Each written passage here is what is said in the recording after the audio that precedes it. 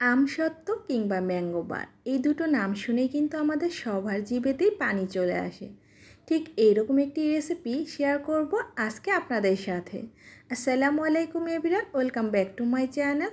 আশা করছি যে যেখান থেকে আমার আজকের পর্বে ভিডিওটি দেখছেন সকলে অনেক অনেক ভালো আছেন এবং সুস্থ আছেন। আজকের পর্বে আপনাদের সাথে শেয়ার করব মজাদার টক ঝাল মিষ্টি আমসত্ত্ব। তাহলে চলুন রেসিপিটি ঝটপট দেখে নেই। এখানে আমি 1 কেজি পরিমাণ কাঁচা আম নিয়েছি। এবার এই কাঁচা আমগুলোর খোসা একটি পিলার দিয়ে খুব ভালোভাবে ছাড়িয়ে নিচ্ছি। সবগুলো আমের খোসা খুব ভালোভাবে ছাড়িয়ে নেওয়া হয়ে গিয়েছে। এবার একটি নাইফ দিয়ে আমগুলো আমি ছোট ছোট টুকরো করে কেটে নিব। এরকম প্রথমে মাঝ বরাবর কেটে মাঝখান থেকে আমের বীজটাকে ফেলে দিতে হবে। এরপর এরকম ছোট ছোট কিউব করে কেটে নিতে হবে। আমসত্ত্ব বানানোর জন্য একদম কচি আম হলে বেশি ভালো হয়, কেননা এই কচি আমগুলো দিয়ে আমসত্ত্ব বানানো খুবই সহজ আর আমসত্ত্ব কিন্তু পরিমাণে বেশি হয়। সবগুলো আম আমি এরকম কিউব করে কেটে নিয়েছি। এবার একটি প্যানে আমি নিয়ে নিচ্ছি। এবার এর মাঝে আমি অ্যাড করে দিচ্ছি 1 কাপ পরিমাণ পানি। ঢাকনা দিয়ে ঢেকে চুলায় বসিয়ে দিয়ে চুলার জালটা অন করে দিয়ে এবার মিডিয়াম আঁচে আমগুলোকে আমি জাল করে নেব বেশ কিছুক্ষণ। মাঝখানে ঢাকনাটা তুলে একটু নেড়ে চেড়ে দিতে হবে। আর এই আমগুলো কিন্তু খুব ভালোভাবে সেদ্ধ হয়ে গিয়েছে। আমগুলো সিদ্ধ হয়ে যাবার পর এই মিশ্রণটা অনেকটাই ঘন হবে, তাই একটু নেড়ে চেড়ে দিতে হবে, কেননা এই মিশ্রণটা ঘন হয়ে যাবার পর প্যানের তলায় লেগে যেতে পারে। তবে এই মিশ্রণটা আমার কাছে মনে হচ্ছে একটু বেশি পরিমাণে ঘন হয়ে গিয়েছে, তাই এখানে আমি 1 কাপ পরিমাণ পানি অ্যাড করে দিলাম, যাতে করে এই মিশ্রণটা একটু পাতলা হয়। বেশি ঘন হলে আবার যখন আমি এই মিশ্রণটাকে ছেঁকে নিব ওই পর্যায়ে ছেঁকে নেওয়াটা একটু টাফ হয়ে যাবে। তো পানিটা দেওয়ার পর আমি খুব ভালোভাবে নেড়ে চেড়ে মিশিয়ে নিচ্ছি। এ পর্যায়ে আমগুলো খুব ভালোভাবে সিদ্ধ হয়ে গিয়েছে। এবার আমি চুলা থেকে নামিয়ে কিছুটা ঠান্ডা করে নিচ্ছি। একটি স্ট্রেনার নিয়েছি, স্ট্রেনারের উপরে এই আমের মিশ্রণটা দিয়ে আমি ছেঁকে নিব। এরকম একটি স্প্যাচুলার দিয়ে জাস্ট এরকম করে ছেঁকে নিলেই হয়ে যাবে, আমাদের আমের পিউরিটা বের হয়ে যাবে। এই টিপসটা অবশ্যই ফলো করতে হবে। ছেঁকে নিলে আমসত্ত্বটা খুবই মসৃণ হবে আর খেতেও কিন্তু খুবই ভালো লাগবে। তো সবটুকু আমের মিশ্রণ খুব ভালোভাবে ছেঁকে নিয়েছি আর এরকম একটি স্মুথ আমের পিউরি আমরা পেয়ে গেছি। এবার চলে যাচ্ছি মূল পর্বে। চুলায় একটি প্যান বসিয়ে দিয়েছি আর এবার আমি এখানে দিয়ে দিচ্ছি 1 কাপ পরিমাণ চিনি।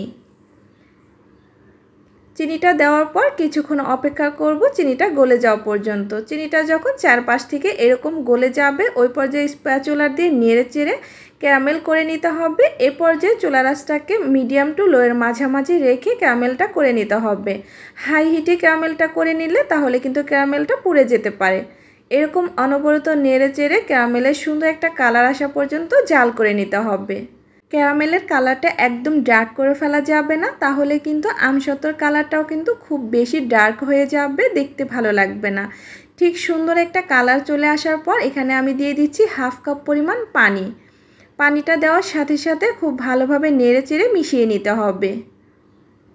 খুব ভালোভাবে নেড়ে চেড়ে মিশিয়ে নেওয়া হয়ে গিয়েছে। এবার আমি আমের পিউরিটা দিয়ে দিচ্ছি। আজকে আমি আমসত্ত্বতে কোনো রকম ফুড কালার ব্যবহার করব না, তাই আমি ক্যারামেল করে নিচ্ছি। ক্যারামেল করে আমসত্ত্বটা বানালে কালারটা কিন্তু দারুণ আসে। খুব নেড়ে চেড়ে ভালোভাবে মিশিয়ে নিচ্ছি আর এখানে আমি স্বাদ মতো লবণ দিয়ে দিচ্ছি। এরপর দিয়ে দিচ্ছি 1/2 চা চামচ পরিমাণ মরিচের গুঁড়া। এবার স্প্যাচুলার দিয়ে খুব ভালোভাবে নেড়ে চেড়ে মিশিয়ে নিতে হবে। এবার চুলার আঁচটাকে মিডিয়ামে রেখে অনবরত নেড়ে চেড়ে এই আমসত্ত্বর মিশ্রণটাকে জাল করে নিতে হবে। এই পর্যায়ে নাড়াচাড়া একদমই বন্ধ করা যাবে না, তাহলে কিন্তু প্যানের তলায় লেগে যেতে পারে। আমার কাছে মনে হচ্ছে আমসত্ত্বর মিষ্টিটা একটু কম হয়েছে, তাই এখানে আমি আরও 1/2 কাপ পরিমাণ চিনি ব্যবহার করছি। আপনারা যার যার টেস্ট অনুযায়ী এখানে মিষ্টির পরিমাণটা অ্যাড করে নেবেন। তবে আমগুলো যতটা মিষ্টি বা টক হবে সেই অনুযায়ী কিন্তু এখানে চিনি ব্যবহার করতে হবে। এবার খুব ভালোভাবে নেড়ে চেড়ে আরও কিছুক্ষণ জাল করে নেব। কিছুক্ষণ জাল করে নেবার পর দেখতে পাবেন আমের এই মিশ্রণটা একটু ঘন হয়ে যাবে আর এরকম বড় বড় বলক চলে আসবে। ওই পর্যায়ে হচ্ছে চুলা থেকে নামিয়ে নিতে হবে। আর এরকম একটি স্প্যাচুলার দিয়ে ধরলে কিন্তু এটা স্লো মোশনে পড়তে থাকবে। ঠিক এই পর্যায়ে চুলা থেকে নামিয়ে আমি গরম গরম একটি ট্রেতে নিয়ে নিব। ট্রেতে আমি সামান্য একটু সরিষার তেল ব্রাশ করে দিচ্ছি, এতে করে আমসত্ত্বগুলো শুকানোর পর কিন্তু ইজিলি উঠানো যাবে। এবার আমসত্ত্বর মিশ্রণটি আমি ঢেলে দিচ্ছি আর এই পাত্রটিকে একটু ঘুরিয়ে ঘুরিয়ে আমসত্ত্বটাকে খুব ভালোভাবে সেট করে নিচ্ছি। আমসত্ত্বটা কে কতটা মোটা বা পাতলা খাবেন সে অনুযায়ী এখানে আমসত্ত্বর মিশ্রণটি দিয়ে দিবেন। আমার কাছে মনে হয় আমসত্ত্ব মোটা কিংবা পাতলা যেটাই আপনি বানান না কেন খেতে কিন্তু ভীষণ টেস্টি। আমি আরও কিছুটা আমসত্ত্বর মিশ্রণ ছিল অন্য একটি ট্রেতে নিয়ে নিচ্ছি। এটাও সেমভাবে ঘুরিয়ে ঘুরিয়ে আমসত্ত্বটাকে খুব ভালোভাবে সেট করে দিচ্ছি। এবার আমি কড়া রোদে এই আমসত্ত্বগুলো খুব ভালোভাবে শুকিয়ে নিব।